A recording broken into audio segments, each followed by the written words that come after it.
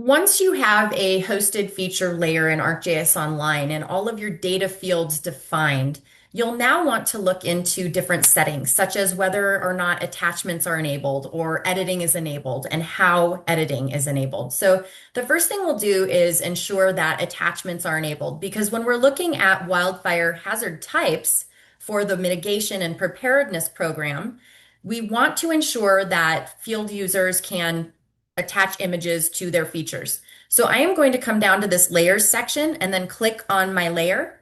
Once I do, I'll be taken to that layers details page. And down here, you can see that attachments are already enabled. If they were not enabled, I would click here to enable those. It's as easy as that. So now I'm going to click up here in this upper left-hand corner where it says my hosted feature layer item name with this back arrow to get back to the overview of my item. And now I'm going to go to the overall settings for this item. Here is where I'm going to first enable delete protection. Delete protection is going to make sure that this item cannot be accidentally deleted. There will be a message that appears that says this item cannot be deleted. So you will not be able to delete this item until you come to this settings page and disable delete protection and then delete the item from here. This is a great safety feature to enable on any of your content because accidents can happen. I'm going to scroll down to the feature layer editing options. You can see that editing is already enabled, but I also want to keep track of who edited the data. I'm going to enable this, and when I enable that, what ArcGIS Online is going to do is add 4 fields to my feature layer: the creator and created date, the editor and editor date. So those fields will be automatically added. They will be automatically populated anytime a feature is added or modified, and you will not be able to edit those. They are protected, auto-populated. You don't have to maintain them, and you can't edit them. The other thing I'm going to do is enable sync because I want to be able to take this offline just in case I don't have strong cell connectivity in the areas that I'm going to be collecting this data. So once I do that, I'm going to click Save and wait for this item to be updated.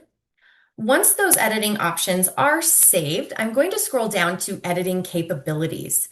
This tells ArcGIS Online what kind of editing is allowed. Can features be added and deleted? And can features be updated with their attribute values as well as their geometry? I do want to be able to add and update geometry and attributes, but just for security, I am going to take away the option to delete while I'm in the field.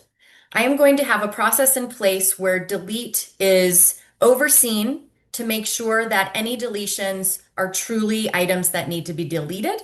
So I'm going to take that away from here and save that. Once that's saved, I'm going to make sure that all editors can see all features and can edit all features. Now, what this means is sometimes editors can only see their own features in certain industries where data is highly confidential and very secure. Different field users will be assigned to different areas and they will only be able to see their own features and not see the features created by other editors or field workers. We don't need that in this situation, so I am going to leave all of these as default. But in the end, I do want others to be able to export this data in different formats, such as an Excel spreadsheet or a CSV, so that they can use that as a working list or in reports. So I am also going to enable the option to export data and save that. So now all of the settings are exactly as I want them to be. And now I can start utilizing this layer in maps applications and in field maps.